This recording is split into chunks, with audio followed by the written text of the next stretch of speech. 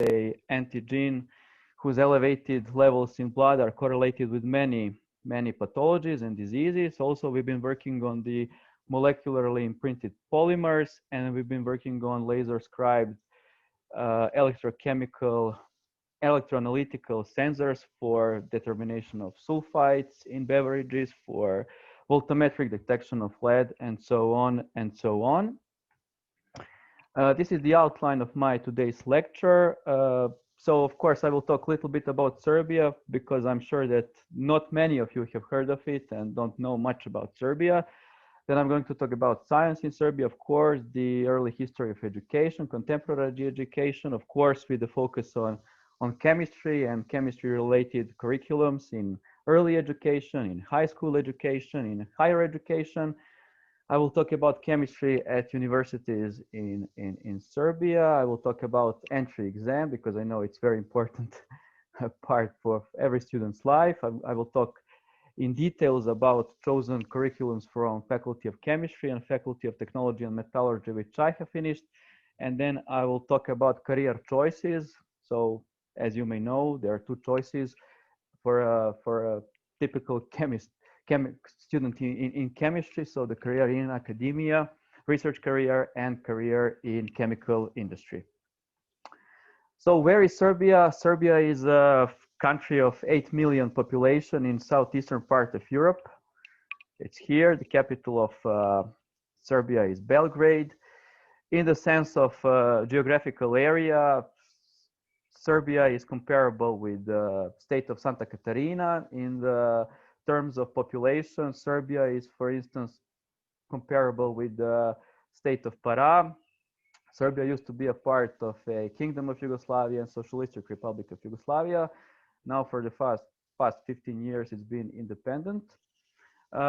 It is a country of great natural diversity, and if you decide on doing a road trip through Europe, I certainly advise you not to skip Serbia. As I told you, a country of great natural diversity and very interesting climate with 4 distinctive seasons. Not like here in Brazil, it's not always warm and hot. We have summers, which are typically even more hotter than here in Brazil, but we also have winters with snowing, and we have autumns with severe winds and much of rain. So I advise you, if you decide on going to Europe, not to miss Serbia and visit some of our wonderful nature sites. The capital of Serbia is Belgrade. Belgrade has a population of about 2 million people. Just like Sao Paulo, it's a city of great cultural content and very busy and interesting nightlife. For most people outside Serbia, Serbia is of course famous for its athletes, for its actors, for its artists, for its writers. So perhaps for Brazilians, for majority of the Brazilians, Serbia is most known for Dejan Petkovic, who was a key player of some Brazilian teams during 90s and early 2000s. He played for Flamengo, Vasco da Gama, Santos, but also Serbia is of course popular for known for Novak Djokovic, tennis world #1, or Nikola Jokic, who is the NBA All-Star player. We have one Nobel Prize winner. We have famous movie director. We have several Pulitzer Prize winners, famous artists, war heroes, and worldwide recognized war missions. But of course, the focus of this lecture would be, of course, science. And from that perspective, I'm going to start with a talk about famous scientists from Serbia, famous chemists, physicists, and mathematicians. Of course, Pavle Savić, Nikola Tesla, and Milutin Milankovic are the mostly known. Pavle Savić was a physicist, was a chemist, and he was one of the pioneer workers on the nuclear fission alongside with Irene Joliot-Curie. Tesla is, of course, known for more than 300 international patents, mostly known for his innovations and patents in the area of the alternating current, but also he was working on the X-ray and Wi-Fi and stuff like that. Milutin Milankovic was a mathematician and geophysicist who was working on the some theories regarding the long-term climate changes related to the position of Earth, Earth's axis and relative position to the other planets and Sun. Mikhailo Pupin is the inventor of the long-distance telephone communication. He was founder of the NACA, that is the organization which existed before NASA. The NACA, that's the abbreviation for National Advisory Committee for Aeronautics. Also, Mileva Marić-Einstein, she was a famous mathematician from Serbia. She was the first wife of Albert Einstein, and she worked with him on his theory of relativity. So if you ever read the journals of Albert Einstein, he always wrote about his theory as our theory, of course, referring to the contribution of his wife. And then, of course, there is Bogdan Maglić. He was really a hotshot in science, in nuclear physics. He was the inventor of, alongside with his associates in the United States, he was the inventor of non-radioactive aneutronic fusion, so using light chemical elements. So from the perspective of European science, Dragoslav Srejović is perhaps the most significant scientist, being one of the most recognized archaeologists, and he was the founder and the main explorer of the oldest known town in that part of Europe, dating from 9,500 years before Christ, town of Lepenski Vir. At the present moment, the top scientists from Serbia are from the research areas of stem cells and human tissue engineering for regenerative medicine. And of course, we have two mostly cited mathematicians in the world at this moment, so Stojan Radenović and Stevo Stević. And of course, Marko Lončar, the famous physicist from the Harvard universities and full-time professor. But of course, let's start from the beginning and from the origins. I'm going to talk about the education in Serbia. One more time, I will repeat, with a special focus on the chemistry and chemical related curriculums. So if we talk about the early history of education in Serbia, we should know that at that time, chemistry did not exist as the conventional science as we know it today. And the origins of education date from like 10th, 11th, 12th, 13th century. And they were like connected with the monasteries where all the curriculums were organized. So at that time, there was no chemistry, but alongside with reading, writings, calligraphy, crafts and martial arts, there was something which could be considered to be as food and beverage fermentation technologies. So in some sense, at that time, people did learn about some chemical processes related to the bread technology, cheese technology, wine distillation, brandy distillations, and generally alcoholic distillations. Those two guys are the founding fathers of the modern education, dating from the late 17th, 19th, 18th, and 19th century. And this is the educational system today. We have like the basic education in a sense of elementary school, and the middle education in terms of high school education. The education in Serbia starts from the age 6 or 7, and the chemistry starts from the 7th grade of the elementary school, which lasts 8 years. For people in Brazil, it would be interesting to describe the high school education, because unlike Brazil, we have something which is called professional high school. So we have general high schools, they're called grammar schools, with the emphasis of natural sciences, social sciences, mathematics, languages, but also we have professional high schools, which are more specific, such as high schools of agriculture, technical high schools, tourism high schools, and more importantly, chemistry high schools. As I told you before, the chemistry starts in the elementary school from the 7th grade. As for the high school, chemistry is more or less present in all the grades. Some high schools last for 3 grades, some high schools last for 4 grades. As for the grammar schools, chemistry is present throughout the high school education. The chemistry starts from the elementary school, so this is the curriculum from the 7th grade of the elementary school. I translated this into Portuguese so that it is easier for you to understand what is it taught there. So basically, we could think of the 7th grade curriculum as the introduction to the general chemistry. So every elementary school in Serbia has its cabinet for chemistry, apart from the classrooms. So all the other lectures are held in classrooms. But as for the chemistry is held in the laboratory cabinets or laboratories. So as I said, it is basically the introduction to the general chemistry. As for the 8th grade on the elementary school, we could consider it as of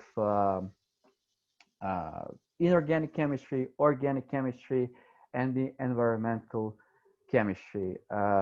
This is the picture of a typical school laboratory in Serbia, where the laboratory exercises are organized. I have to say, of course, that at this level, laboratory exercises are not that serious and complex, just for the depiction purposes. And of course, at this level, even at this level, inter-school competitions in chemistry are organized starting from the 7th grade. As for the grammar schools, high schools, so it gets a little bit more complicated. The first year is the general chemistry with much more details. Second grade is inorganic chemistry. Third grade is organic chemistry, and the 4th grade is a mixture, actually.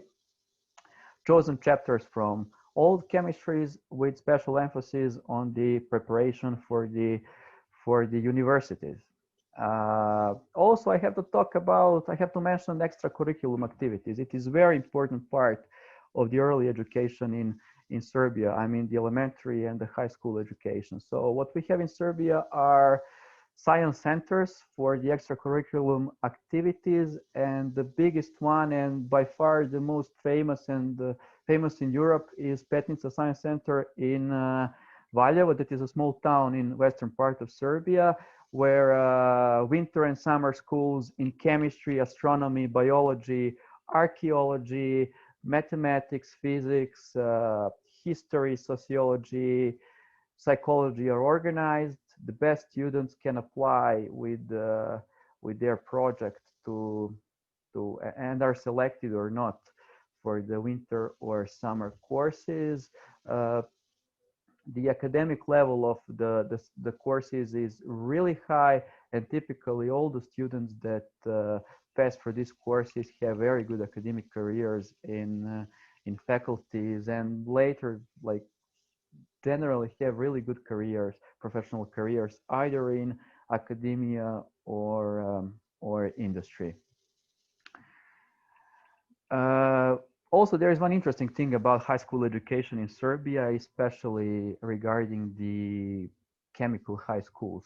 So this here is a news from Serbian newspaper. So the high schools are offering services to the public in a sense of doing various kinds of analysis, and the money they receive for those analyses is used to equip the laboratories, to buy the consumables, to work on to renovate and do innovations on the infrastructure in order to obtain as many as possible certificates and to perform as many as possible analyses.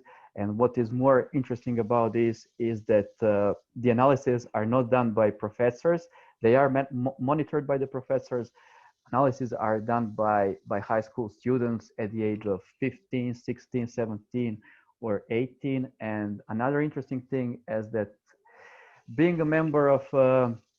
a student of a chemical high school means that every year students get the possibility of doing internships. So I repeat, at the age of 15, 16, 17, which means that even at that age, they receive a certain and substantial amount of practical and professional experience. When we talk about higher education in Serbia, we should mention that the first university was founded in 1809 under the name of Higher School of Belgrade, which changed into the University of Belgrade in 1905. Also, we have, if I'm not wrong, 7 other public universities and 11 private universities. Unlike situation in Brazil, we don't have the higher education is at the public universities is not free for all the students, but I will talk about it a little bit later. Let's focus on the University of Belgrade. As I told you, it was founded in 1809, known under the name of University of Belgrade from 1905. At this point, it had a little bit more than 7,000 of the academic staff, more than 90,000 students. Actually, that is the old number. At this point, it's something around 97,000. 1,700 postgraduate students, 21 faculties, 12 research institutes, and 9 university centers like libraries, like IT centers, sports centers, and total of 320 graduate programs. So I mentioned before university tuitions. I thought this would be interesting for you. So unlike Brazil, so for some students, education in higher education is not free of charge. After the vestibular, that is the entry exam for the faculties, of course, lists are formed, and the highly ranked students, of course, are don't need to pay for the faculties, but there are some quotes for the students, which we call students under the tuition for each faculty. So the faculty which receives the highest amount of students in Serbia are faculties of philology, faculty of economy, faculty of agriculture. As for the chemistry related faculties, the faculty of chemistry receives 170 students each year and 50 students who pay their tuitions. Faculty of physical chemistry receives 80 students, 20 of them, and 20 of which, and 20 students who pay. Faculty of mathematics, for instance, receives 350 students and 105 students who pay, and faculty of technology and metallurgy, 350 students and 65 that pay. As for the tuitions, they range from like 2,500 reais per year to 12,000 reais per year. The most expensive faculty in Serbia is architecture. And as for chemistry related faculties, faculty of technology is 3,300 per year. Faculty of chemistry is 5,100 per year. Faculty of physical chemistry, little bit less than 3,500. This is the example of the vestibular. So entry exam for the faculty of technology and metallurgy. I have to say here that every faculty from this list has different entry exam. And as for the chemistry, it is the subject of the entry exam at the faculties of technology and metallurgy, faculty of chemistry, and faculty of physical chemistry, and faculty of medicine. However, all of those entry exams are different. This is the example of the entry exam from the faculty of technology and metallurgy. The test, which has 20 tasks, the wrong answer is 10%, minus 10% of the number of points for the correct answer. More than one answer or no answers holds one negative point, and this is a very stressful thing for every future students, because the competition at the faculties, at some faculties, but especially at the chemistry related faculties is very fierce, and there were some examples in the past where like half of the point, or like even less than half of a point, was decisive for someone to be above the list or below the list, above the list not to pay the tuition, or above the list to at least be accepted at the faculty. So these are some of the typical questions. As you can see, some of the questions are not that difficult, but as we go to the last question, they get more complex and complicated. And the maximum, so the test has 20 points, and the total number of 20 tasks, sorry, and the total number of points is 60. So the maximum number of points from the vestibular is 60, and the number of points which every future student take from the high school is 40. The average grade, the total average grade point is multiplied by 2, and then the number of the points got on the vestibular is added to that number, and that's the total qualification number, which makes 100 in total.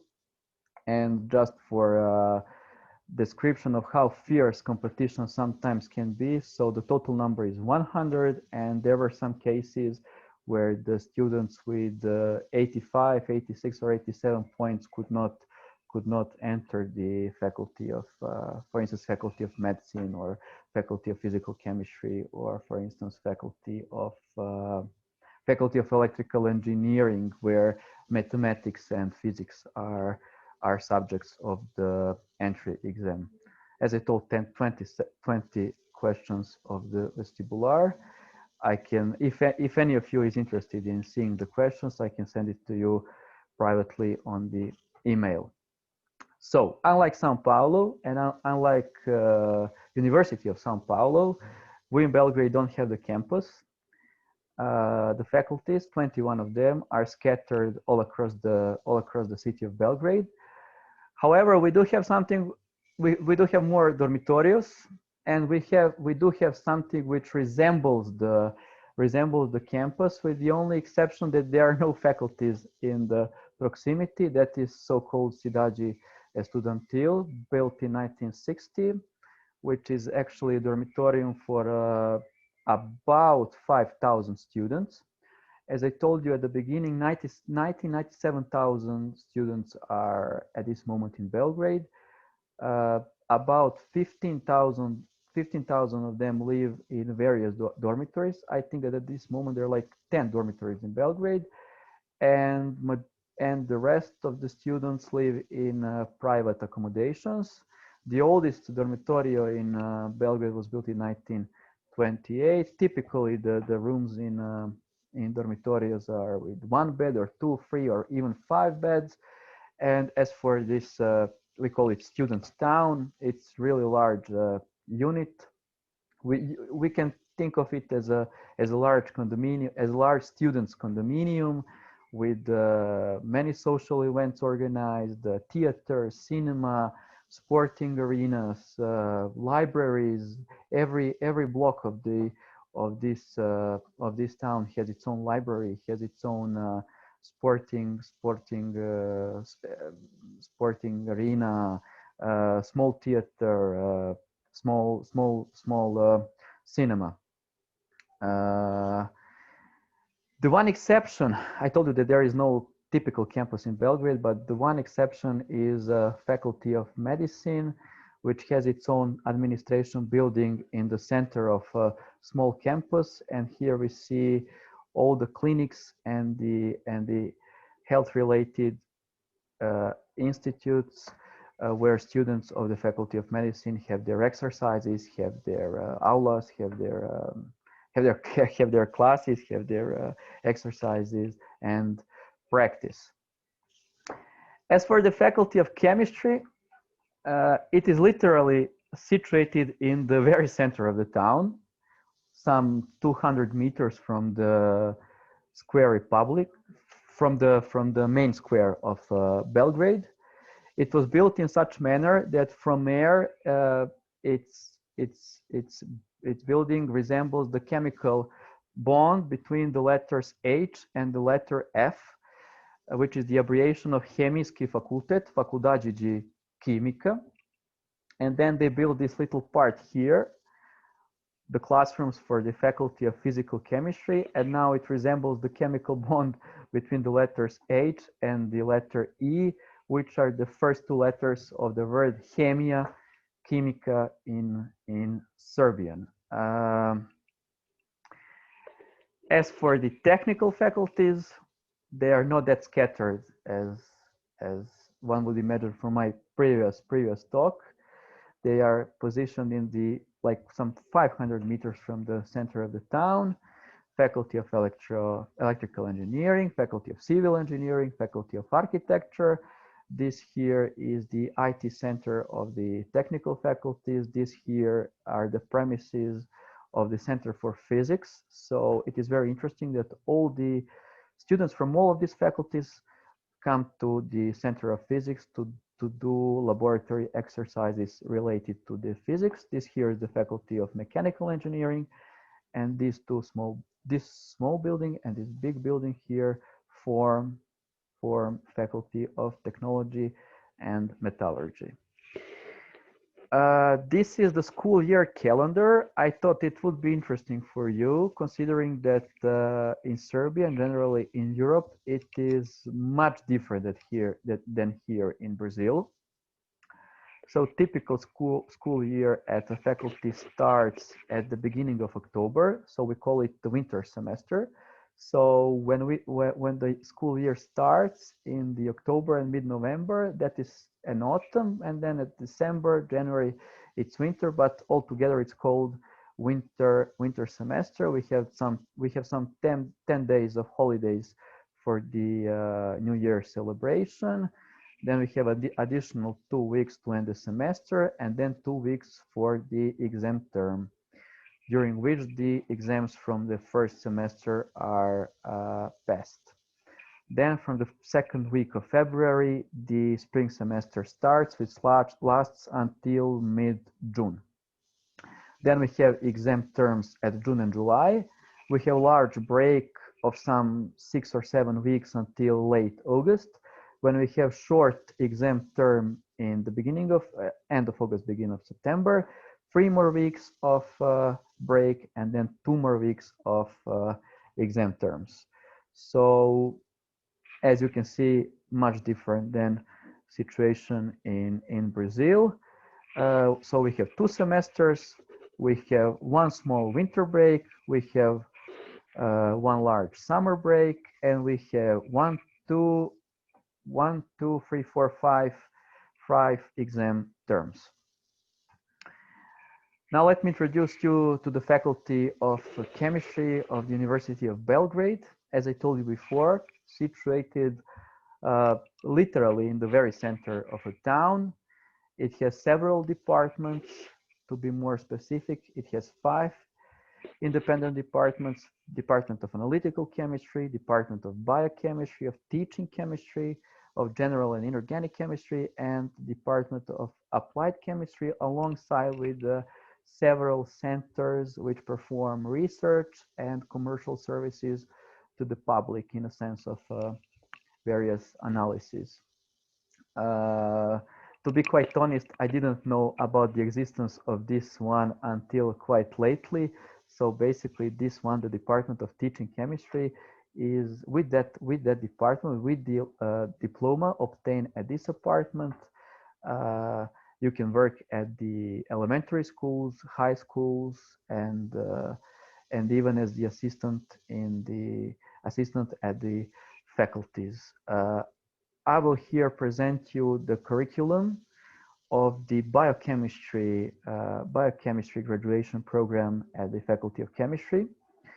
So the curriculum hours are typically from 8 a.m. until 8 p.m. from Monday to Friday. So the lessons and the exercises are organized from Monday to Friday, while the exams and the tests are organized typically during the weekends. Typical lesson duration per subject is 3 or 4 lessons of 45 minutes with 15 minutes break in between the lessons. Lessons are held by professors. Laboratory activities are held by assistants, and exercise activities, calculus activities, are held by also assistants. Typically, every subject, every curriculum subject composes of lectures, laboratory activities, and some form of exercise calculus activities. So as you can see, the first year subjects are more or less general math, physics, cell biology, general chemistry, of course, laboratory exercises for the general chemistry, English language, inorganic chemistry, organic chemistry, analytical chemistry, and also students can choose one of those 4 so-called chosen exams. Either those are chosen chapters of mathematics, ecology, geometrical crystallography, or basic introduction to the biochemistry. And then the things get a little bit more specific from the second year and on, with the physical chemistry and organic chemistry too, biochemistry of proteins, nucleic acids, and so and so. Also, they can choose from the list of chosen subjects 2 of them. So either it is coordination chemistry, nomenclature, analytical processes, calculations in biochemistry, or good laboratory practice.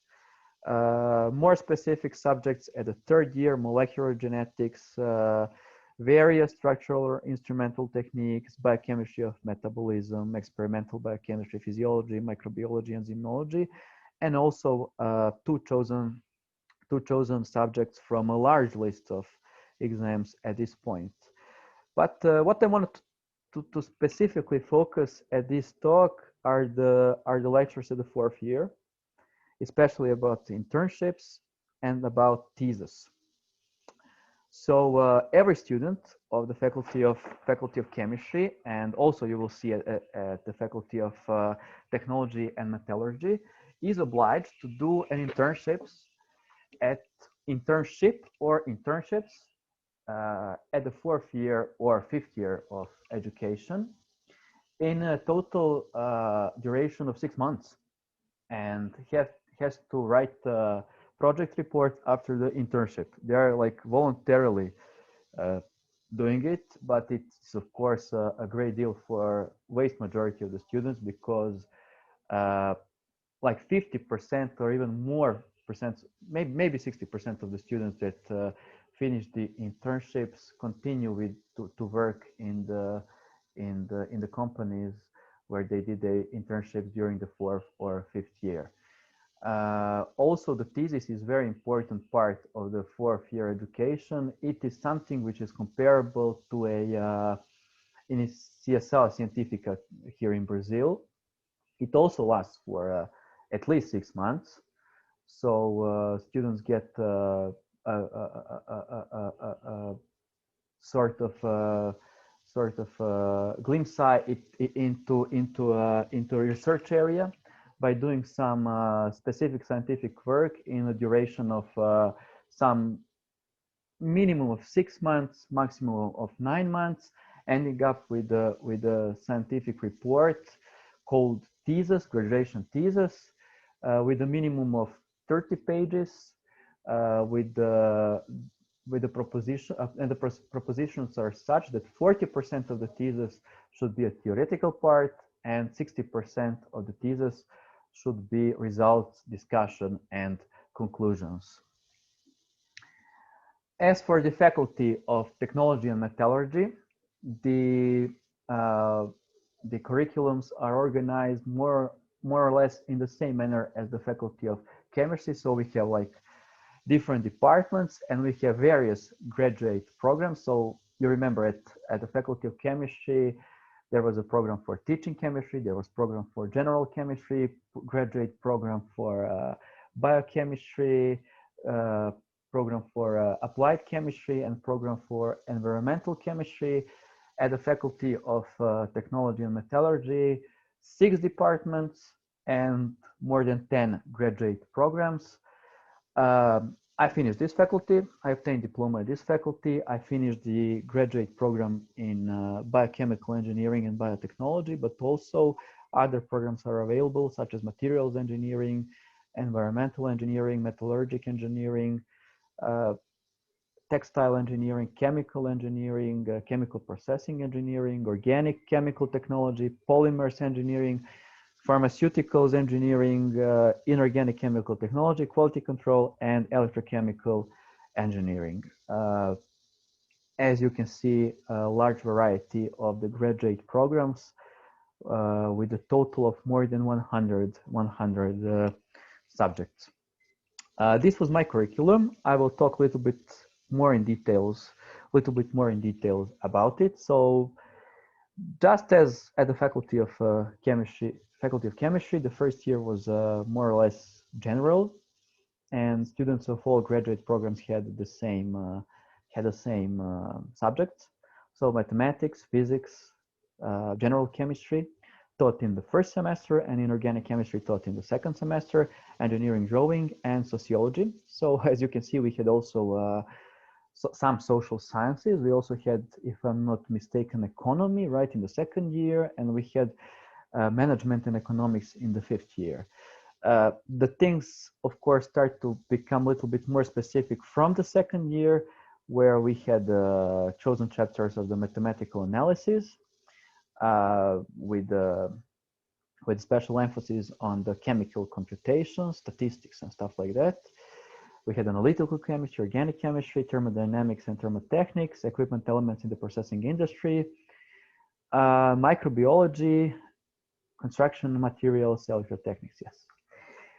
From third year, more specific subjects such as bioengineering, thermodynamics, enzymology, reactors, and very important and very demanding subject, chemistry of natural organic compounds. More specific subjects in the fourth year and the fifth year. Similarly to the Faculty of Chemistry, we had project with industrial practice. So we had two choices. The first choice was to do the industry. The second choice was to do the project in some research laboratory or some certified laboratory for all kinds of experimental analysis. So my friends went from Coca-Cola, Henkel, making domestic chemicals, making polymers, making pharmaceuticals. As I told you, it lasted for 6 months. I chose to work in the Institute for Public Health in several laboratories. Laboratory for air pollution, laboratory for nutrition, laboratory for foods and beverages, and the result of we could consider it as a type of internship. The result of my internship was some 25 pages report with all of the things, analysis we've done there. The first part, of course, was the theoretical part. The other one was experimental, and so it was done in the collaboration with the professor from some of the courses from the first 4 years of the curriculum. And apart from that, I also did my thesis, which was several months of experiments at the Department of Electrochemistry. I was working on the development on enzyme electrode based on polyaniline for detection of glucose. And it took me some 4 months of regular visiting the laboratory and several months of writing it. Besides that, on the fifth year, we had free simple. It can be simple subjects such as principles of the environmental protection, informatics with the emphasis on the computational chemistry, and economics and management, taking into account that many students after the faculty do not to not proceed with a career in chemistry, but work in the commercial sector. This is a description of the typical students' evaluation of the Faculty of Technology and Metallurgy. So more or less every subject was comprised of the same parts. So we had to receive the proof of attendance, which was obligatory to be allowed to even enter the exam. So 75 to 90% of attendance to claim the proof.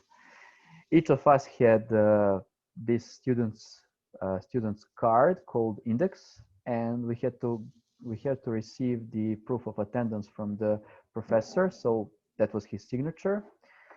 Then we had our laboratory activities, which are actually 30% of the final grade at maximum. Then we had calculation tasks or a written test, who can be passed in one part or partially in several parts during the school year. And at the maximum, it was 30% of the final grade. And then we had a theoretical exam, which was a maximum of 40%. Actually, now that I think about this, there were some cases where the theoretical exam was even 50% of the final grade.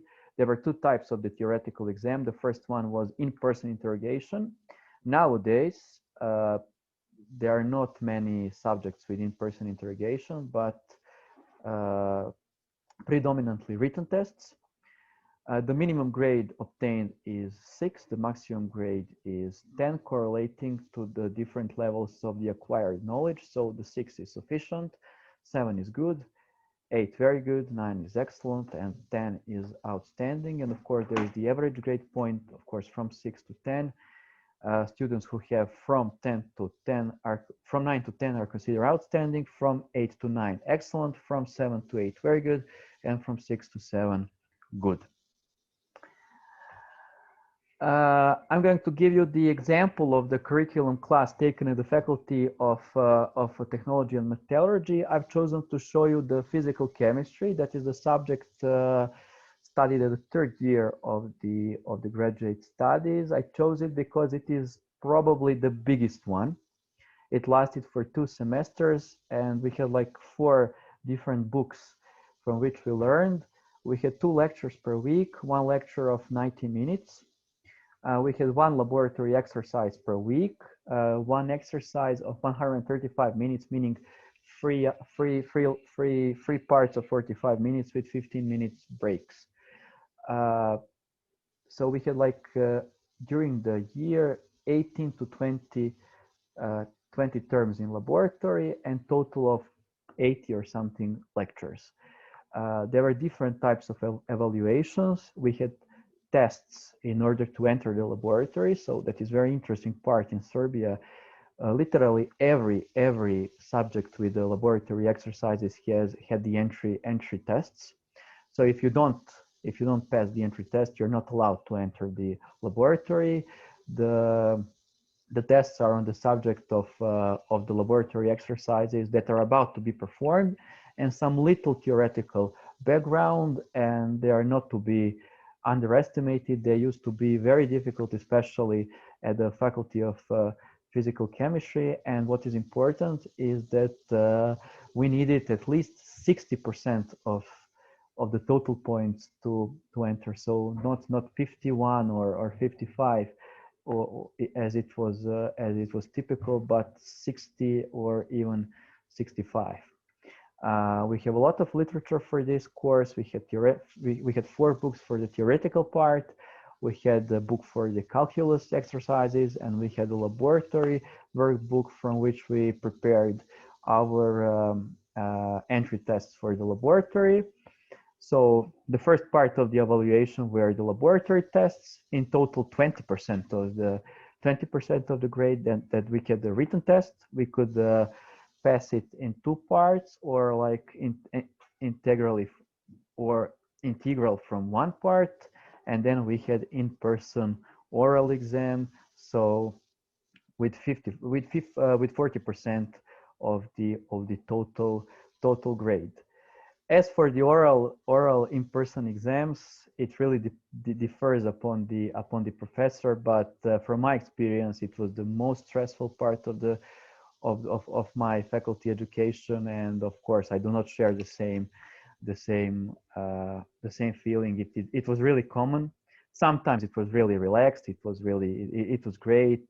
Even in the situations when we didn't pass the exams, when we talked with the professors who are kind and pleasant, and we ended our exams more or less satisfied. But sometimes it was really difficult. It was really tough, and we ended up exhausted and tired, even in the situations where we passed the exams. So the exams in-person oral exams are typically organized in the professor's cabinets or the classrooms or the lecture hall. It comprises of two parts. The first one is writing the concept. So we received our exam questions, we write our concept. It takes 15 to 30 minutes of time, and then we wait for our turn to be called by the professor, and then we answer we elaborate what we wrote in our concept. And sometimes it could last for hours, literally. The good example was the exam in mathematics, when we had like some 2 hours to write a concept, and then we waited to be called in the alphabetical order. And since my last name is in T, you can imagine how much time I waited. Luckily, there were some students which didn't last long at the oral exams. So the exam started at 1 p.m. For me, it ended at 9 p.m. So I waited 8 hours in the lecture hall to finish my exam. Of course, I felt terrible after that. Although I passed the exam. But luckily, we had very good students' parliament who organized us parties, typically after the exam terms, who organized so-called summer technology games. So it's very important to mention that every faculty had its summer games. Those can be thought of as some kind of vacation, students' vacation organized in students' hotels at seaside in Montenegro, in Greece, or some tourist location in Serbia, such as lakes or stuff like that. Also, we had lots of extra non-curriculum activities such as sports. I would here mention football, futsal. It started some 15 years ago for the recreational purposes, and at some point they became so good that our club at the faculty became so good that they actually participated at the professional futsal leagues. And the parties, as for the parties, they were organized every month at the premises of the faculty. So we had these large halls at the faculty in front of the lecture halls. So where like literally hundreds of students could fit, and those parties were really special, and they were typically organized after the exam terms for students to relax and to enjoy a little bit. So it took me exactly 2,194 days to finish all of this. So entry exam, 35 exams, 80 written tests, 30 oral tests, industrial practice, final thesis, actually 8 months of research, 4 months of laboratory, and some 4 months of writing to obtain my diploma. And then, of course, like every student, every newly graduated student, I didn't have the clear idea in my mind what to do next. So it was basically 8 years of elementary school, out of which 2 years of chemistry, 4 years of high school, 5 years of faculty, and then this general dilemma: academia or industry. From this perspective, so 11 and a half years later, I think that I made a good choice. I I chose research area. I chose academia. I accepted the invitation from a professor who was my mentor during my final thesis. Uh, Actually, she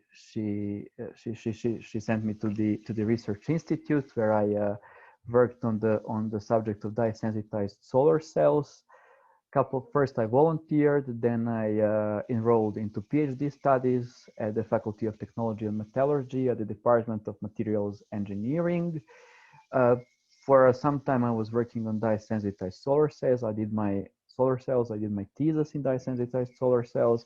But what is interesting about Serbia and the research sector in Serbia, we were also allowed to do various things, and I had lots of collaborations. So not only that I was working on DSSCs, but I also worked on the various thin and thick film technologies, high voltage ultrafluoretic depositions, ferroelectrics, polymers, edible films, corrosion, and now that I think about my choices and my career, I think that I haven't made the wrong decision.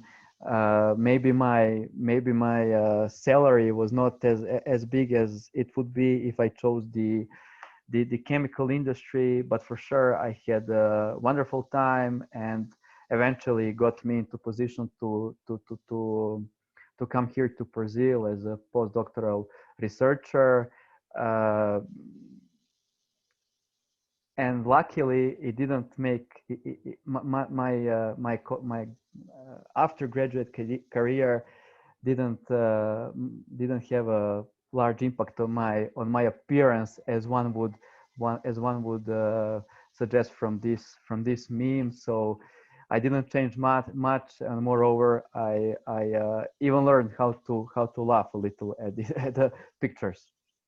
But if I hadn't chosen the career in research, if I hadn't chosen the career in research, I would have chosen a career in chemical industry. So as you saw, the curriculums in chemistry in Serbia are very diverse and have a lot of content. That's because our chemical industry is very strong and we are one of the leaders in the region.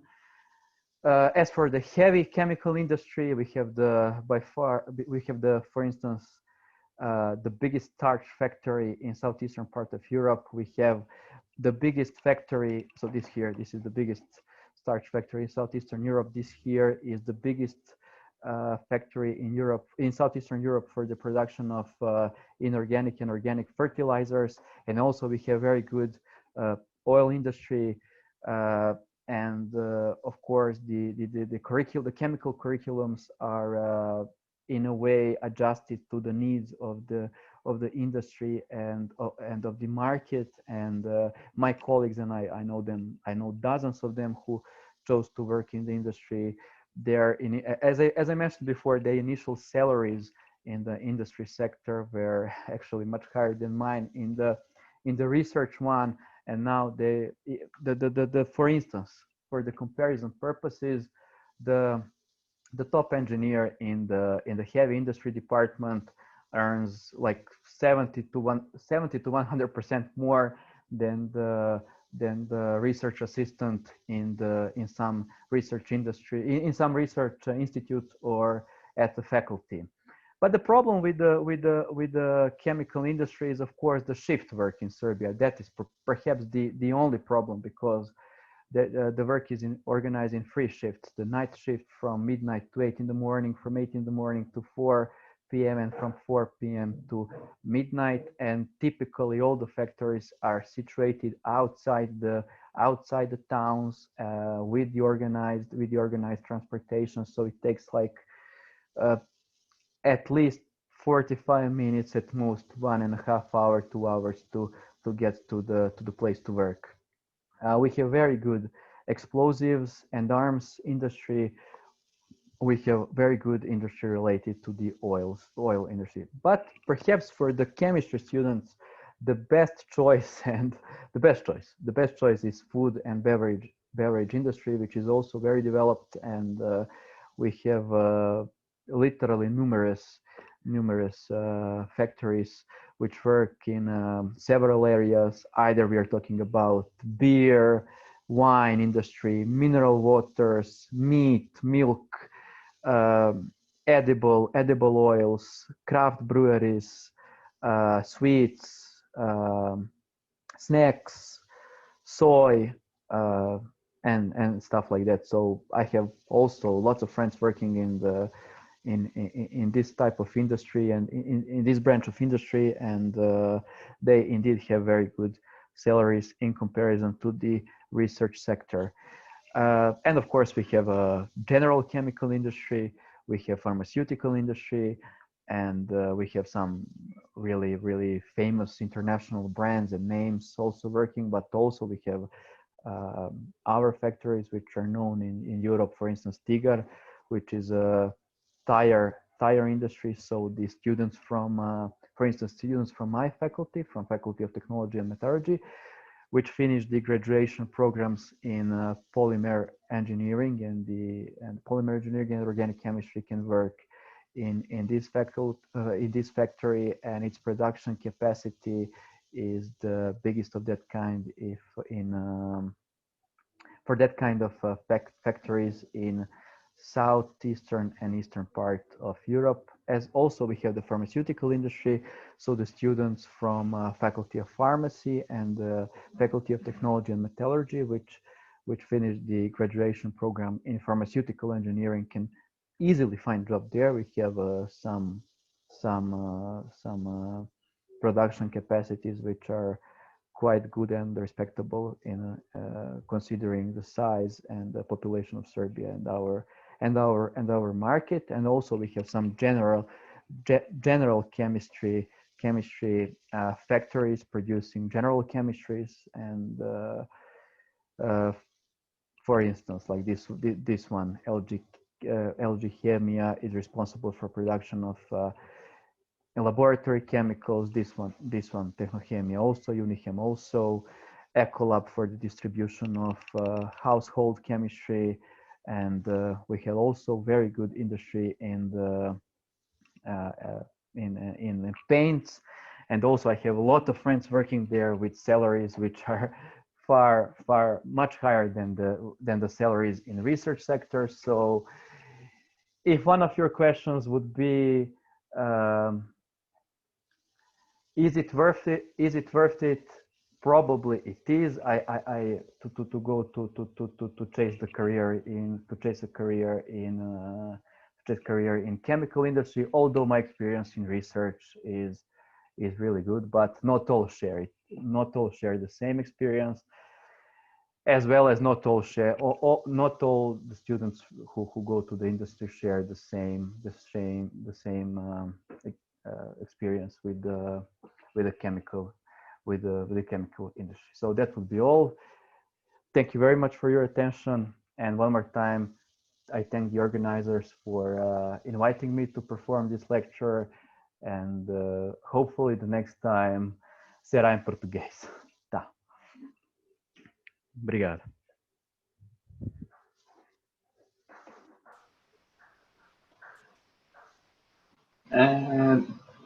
A gente sabe que o horário passou um pouco, então quem precisar sair pode sair sem problema. Nicole, I don't know if you can stay a little more to answer some questions. Yes. No problem for me. No problem for me. Então, quem precisar ir saindo pode sair, mas a gente vai continuar ainda por um tempo. So the first question is from Thiago. Is the cultural aspect of science, scientific valorization different in the two countries? What is the cultural? The cultural aspects of scientific valorization different in the two countries? Well, I don't know exactly what the question refers to, but cultural valorization, I guess you mean the position of the science with respect to the other branches of the industry? Well, For sure, the investments in research sector in Serbia is less than Brazil. But if we talk about research sector in the related to the chemical industry, it is well developed, and I think that like it's really recognized as an important thing in the of our society. So if that was the question, if I understood the question well. We have another question from Andrea Mello. Hello, nice presentation. Can you compare the educational system in Serbia now and Titus Yugoslavia era, especially in science? What was the influence of the socialist nations on your country education? For example, did you use Soviet-Hungarian books to study? I understand. Okay, so frankly, we were the educational leaders in the. So we were not officially the members of the Eastern Bloc. We were members of the non-allied nations, though we were a socialistic republic. The educational system was very strong and very well organized, and the base of the educational system is still very much alive. Of course, during the time, evolved into what I consider to be modern and contemporary educational program.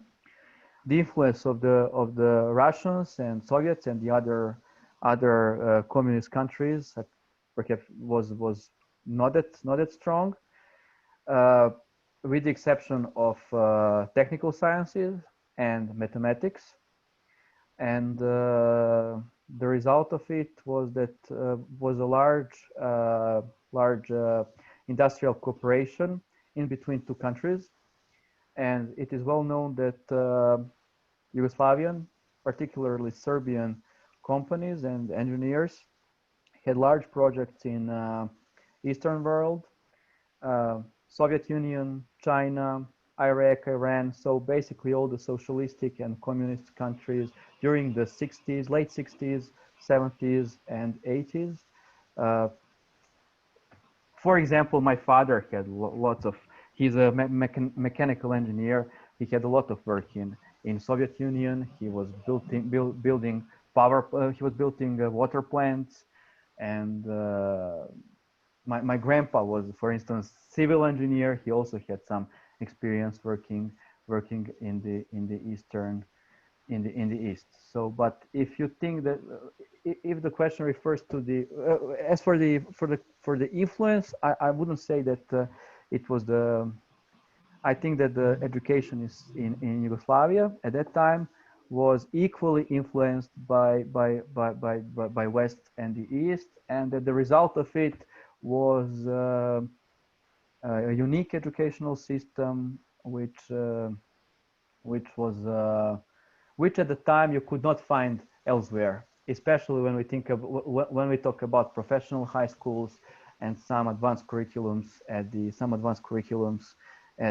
the faculties.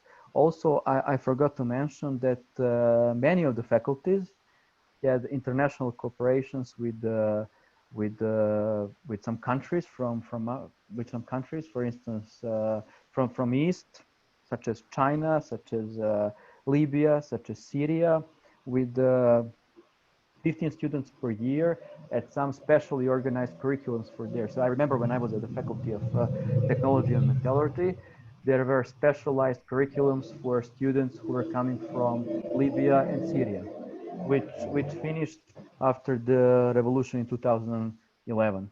Also, we had good collaboration with Japan. We had good collaboration with China.